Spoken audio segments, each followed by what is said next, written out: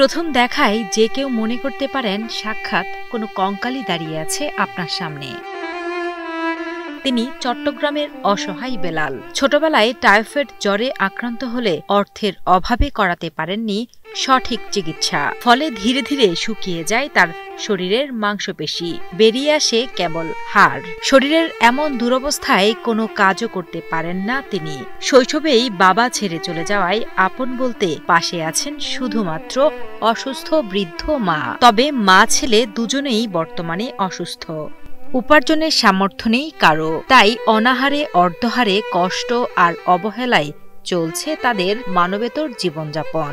আমি আজকে বহুদিন ধরে অসুস্থ, এরকম হাঁটা চলা করতে পারি না, ঠিক মতো কাজ কামও করতে পারি না, আর শরীরটা খুবই দুর্বল। আমার পরিবারে কোনো ইনকাম করার মতো আমার পক্ষে করা সম্ভব না। আর আমার মা একজন আসলে, আমার মা অসুস্থ হয়ে গেছে এখন। আগে যায় টুকটাক মানুষের বাড়ি থেকে কাজ কাম করি আনি, মা ছিল দুজনে চলছি। এখন চলার গতি আর নাই, এখন মাও পড়ে গেছে, এখন মারও আর অবস্থা ভালো না। আমার অবস্থা তো আপনারা নিজেরাই দেখেন। জানা যায় বেলালের বাবা রুহুল আমিন যুদ্ধ পরবর্তীতে পরিবার রেখে চলে যান পাকিস্তানে। প্রথম দিকে কিছুদিন খোঁজ খবর নিলেও পরবর্তীতে স্ত্রী ও সন্তানদের সঙ্গে যোগাযোগ বন্ধ করে দেন তিনি।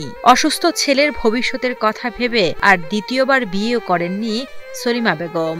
নিজেদের কোনো জমি বা বসতভিটা না থাকায় আশ্রয় নিয়েছেন বেলালের মা সলিমার বোন ময়ূরা বেগমের বাড়ির ছোট্ট একটি ঘরে। তবে সেই ঘরের ভেতর নেই প্রয়োজনীয় আসবাবপত্র, নেই নিয়মিত খাবারের ব্যবস্থাও। 91-তে 1 বছর মেডিকেল আনানে করছি বাবা। গ্রামে নামে ভিক্ষা করছি, ধরতে গেলে ভিক্ষা করি, বানানে চুরানি করি, মেডিকেল বাসি খুঁজি মাগি হওয়াছি যে দেখাই আল্লাহ আল্লাহ কাছে তো আনিনি হতে আঙ্গা কোন দেখাবো সুগার আল্লাহ দরবারে নিজে গেলাম গই। চট্টগ্রামের মিরসরাই উপজেলার সলিমা বেগম ও রুহুল আমিনের একমাত্র সন্তান বেলাল হোসেন। জন্মের 7 বছর বয়সে টাইফয়েড জ্বরে আক্রান্ত হন তিনি। দীর্ঘদিন চিকিৎসা করিয়েও পুরোপুরি সুস্থ হতে পারেননি কখনো। অসুস্থ শরীর নিয়েই 10ম শ্রেণী পর্যন্ত লেখাপড়া চালিয়ে যান বেলাল। কিন্তু বয়স বাড়ার সঙ্গে সঙ্গে শরীরের মাংসপেশি শুকিয়ে যেতে শুরু করে তার। একসময় আর হাঁটা চলাও করা সম্ভব হয়নি বেলালের পক্ষে। ছেলের চিকিৎসা করিয়ে সুস্থ করার আশায় অন্যের বাড়িতে ঝিয়ের কাজও করেছেন বেলালের মা সলিমা বেগম। কিন্তু দুর্ভাগ্যজনকভাবে এখন তিনি নিজেও গুরুতর অসুস্থ। ফলে চরম দুর্দশায় দিন কাটছে এই অসহায় মা ছেলের।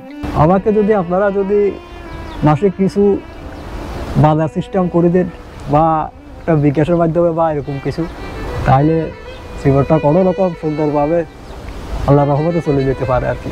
এই পরিবারটি আসলে নিজস্ব কোনো জায়গা, কোনো ঘর নাই, এক আত্মীয়ের বাড়িতে কোনো রকম এখানে দিনাতিফাত করে এবং তাদের যে রুজি রোজগারের কোনো ব্যবস্থা নাই। বর্তমানে বেলালের খালার দেওয়া সামান্য জমিতে কোনো রকমে একটি ছোট ঘর করে থাকছেন বেলাল ও তার অসহায় মা।